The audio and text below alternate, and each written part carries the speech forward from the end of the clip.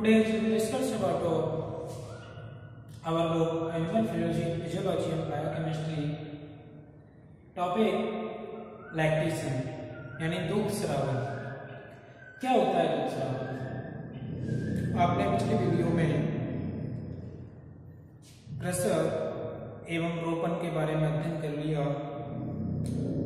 अब जो है हमारा टॉपिक दूध स्रावन क्या होता है कि जब प्रसव क्रिया संपन्न हो जाती है तो प्रसव क्रिया के पश्चात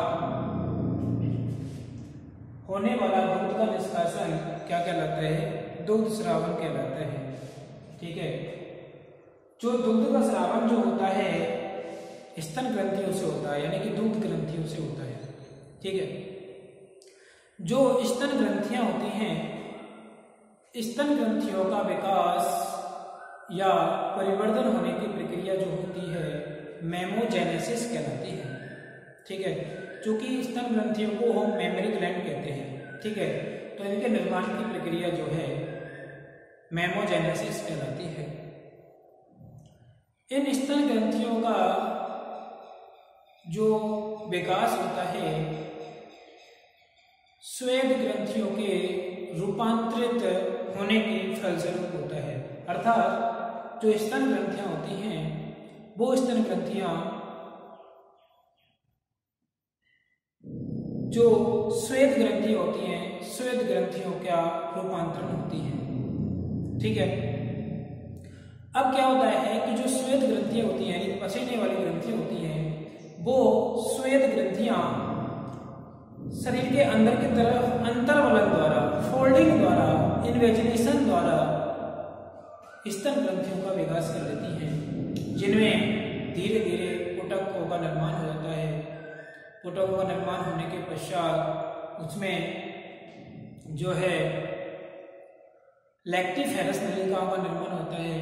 वो लैक्टिफेरस नलिकाएं आगे चल के कूपिकाओं का निर्माण करती हैं। युवा अवस्था के दौरान जब तक की प्रसव क्रिया नहीं होती है मादाओं में, उससे पहले या गर्भधारण की स्थिति नहीं होती है, उससे पहले तक जो स्तन ग्रंथियों में कूपिकाएं होती हैं उनकी संख्याएं बहुत कम होती हैं। परंतु जब गर्भधारण हो जाता है, गर्भ अवस्था में महिलाएं होती हैं, उस दौरान जो स्तन कूपिकाएं होती हैं उनकी संख्या में वृद्धि होने लगती है। ठीक है, तो जो है प्रसव के पश्चात माता की दूध ग्रंथियों से दूध का निष्कासन क्या कहलाता है? दूध स्रावन कहलाते हैं, जो प्रसव के 30 से 36 घंटे के पश्चात स्टार्ट होता है। इनके निर्माण की प्रक्रिया जो है स्तन ग्रंथि के निर्माण की प्रक्रिया क्या कहलाती है? मेमोजेनेसिस कहलाती है। और यह जो मेमोजेनेसिस की प्रक्रिया होती है एस्ट्रोजन, प्रोजेस्टेरोन हार्मोन, इसके अलावा सोमैटोट्रोपिक हार्मोन जिसे हम ग्रोथ हार्मोन भी कहते हैं, इन हार्मोन्स की उपस्थिति में स्तन ग्रंथियों का परिवर्तन होता है। इसके अलावा जो दूध निष्कासन प्रक्रिया है वो एक जटिल प्रक्रिया होती है, क्योंकि यह तंत्रिका तंत्र और हार्मोनल नियंत्रण में पूर्ण होती है। ठीक है, तंत्रिका तंत्र का भी नियंत्रण होता है, यानी तंत्रिका तंत्र के नियंत्रण में ही दूध का स्रावन होता है। इसके अलावा हार्मोन्स के नियंत्रण में इसका स्रावन होता है। अब जब प्रसव हो जाता है, प्रसव के पश्चात जो पीयूष ग्रंथि होती है उस पीयूष ग्रंथि से एक हार्मोन का स्रावन होता है जिसे लैक्टोजेनिक ट्रॉफिक हार्मोन कहते हैं या प्रोलैक्टिन हार्मोन कहते हैं। LTH का मतलब लैक्टोजेनिक ट्रॉफिक हार्मोन अथवा प्रोलैक्टिन हार्मोन का स्रावन होता है। यह हार्मोन जो होता है growth hormone, thyroid stimulating hormone, thyroxine hormone, insulin hormone, oxytocin hormone, parathormone आदि की उपस्थिति में दूध का स्रावन करता है। प्रोलैक्टिन हार्मोन जो होता है किसके लिए जिम्मेदार होता है? दूध के स्रावन के लिए जिम्मेदार होता है। ठीक है, ये हार्मोनल नियंत्रण के अंतर्गत बात कर रहे हैं। अब ये जो हार्मोन प्रोलैक्टिन हार्मोन है कब स्रावित होगा?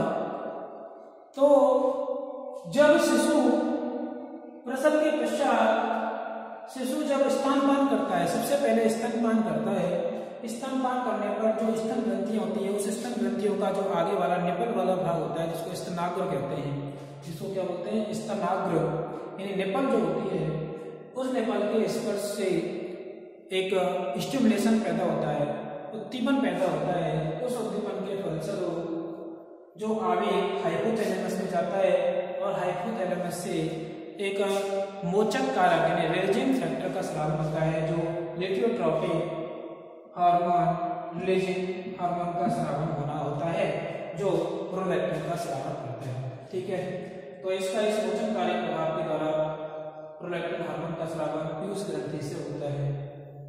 अब प्रसव के पश्चात जो दुग्ध होता है वो जो पहली बार स्रावित होता है उसे हम क्या कहते हैं कोलेस्ट्रॉल कहते हैं या खीस कहते हैं, जिसमें बहुत सारी प्रतिरक्षा होती हैं।